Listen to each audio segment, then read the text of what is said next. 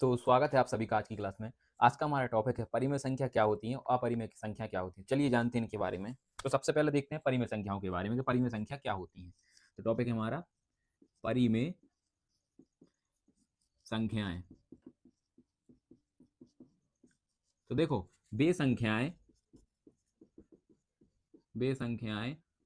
जिन्हें P बटे Q के रूप में लिखा जा सकता है। तो देखिए, परिमेय संख्या वे संख्या कहलाती हैं जिन्हें P बटे Q के रूप में लिख सकते हैं। जैसे अब मैं आपको एक उदाहरण बताता हूं। चलो लिखिए, जैसे कि परिमेय, उदाहरण के मैं आपको एक सूत्र बताता हूं। जैसे कि परिमेय संख्या बराबर P बटे Q, जिन्हें हम P बटे Q के रूप में लिख सकते हैं परिमेय संख्या। अब इसका एक सूत्र भी है, देखिए आप। जैसे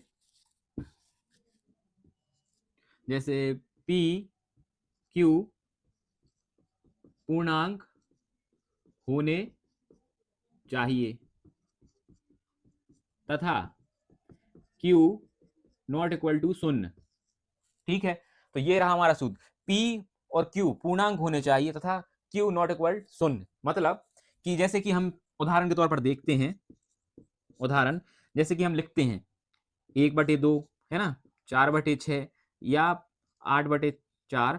ये हमने लिखा, तो ये सभी क्या है, हमारी पूर्णांक संख्या है। अब आप कहेंगे पूर्णांक संख्या क्या होती है। देखिए, वे संख्याएं जैसे कि जो 0 से 1 2 3 4 से जो अनंत तक जाती हैं, और इस साइड भी जैसे कि माइनस में जो अनंत तक जाएं, मतलब 0 से जो प्लस की साइड अनंत तक जाएं और 0 से जो माइनस की साइड अनंत तक जाएं, वह सभी पूर्ण संख्या होती है। देखिए, ऊपर भी पूर्ण संख्या है, नीचे भी पूर्ण संख्या है, तो ये सब सभी क्या कहलाएंगी, परिमेय संख्या, है ना।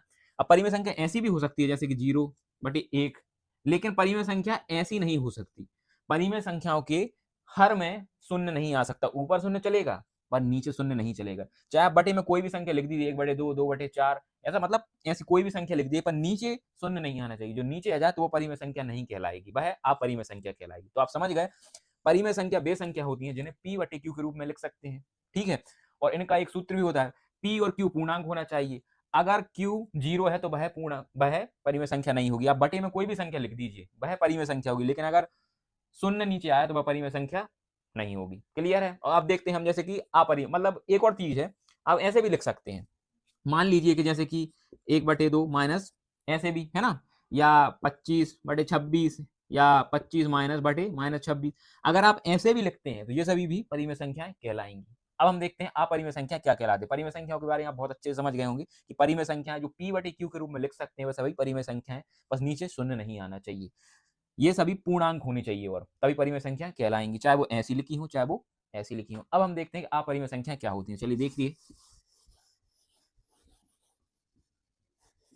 कि आप क्या देख रहे हैं, हम अपरिमेय संख्याएं। तो अपरिमेय संख्या में है अपरिमेय संख्याएं। एक बार देखिए, नाम अच्छे से नहीं आया, थोड़ा लिख लेते हैं। अपरिमेय संख्याएं। तो बच्चों, आप परिमेय संख्या समझ गए। आप देखते हैं अपरिमेय संख्या क्या होती हैं। तो देखिए, वे संख्याएं जिन्हें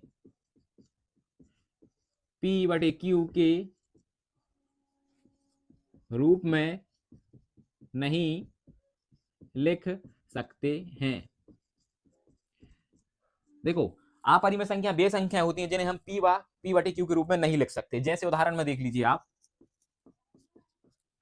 √2, तो ये परिमेय संख्या है नहीं, ये अपरिमेय संख्या है। क्योंकि अगर हम इसको ऐसे लिखेंगे √2/1, तो नीचे वाली संख्या तो पूर्णांक संख्या है। जो पूर्णांक संख्या मैंने बताया था, जो प्लस की से अनंत तक जाओ, माइनस से अनंत तक, तो नीचे वाली संख्या तो पूर्णांक संख्या है, लेकिन ऊपर वाली संख्या का पूर्णांक है नहीं, क्योंकि इसके ऊपर तो रूट है। तो ये क्या कहलाएगी, अपरिमेय संख्या। जैसे ये भी अपरिमेय संख्या हो सकती है, जैसे कि 3, 5, 7।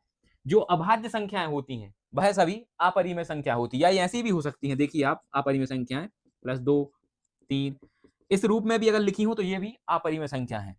कहने का मतलब ये है कि आपकी जो अभाज्य संख्याएं होती हैं, जो रूट के अंदर हो, अभाज्य संख्याएं और रूट के अंदर हो, वह सभी अपरिमेय संख्या होती हैं। और परिमेय संख्या वे होती हैं जिनके अंक पूर्णांक हो, अंश और हर पूर्णांक हो। अगर नीचे शून्य आता है हर में, तो वह अपरिमेय संख्या हो जाएगी। तो आप बहुत ही अच्छे से परिमेय और अपरिमेय संख्याओं के बारे में समझ गए होंगे। तो मिलते हैं अगली क्लास में।